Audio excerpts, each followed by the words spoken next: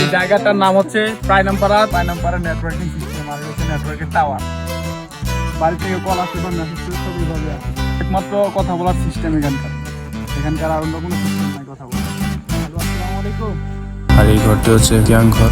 এখানকার আদিবাসীদের মধ্যে আছে বম, মুরং। দেখি আমরা ঘরের ভিতরটাতে কি আছে। আর এটা হচ্ছে এখানকার ঘরের ভিতরের দৃশ্য।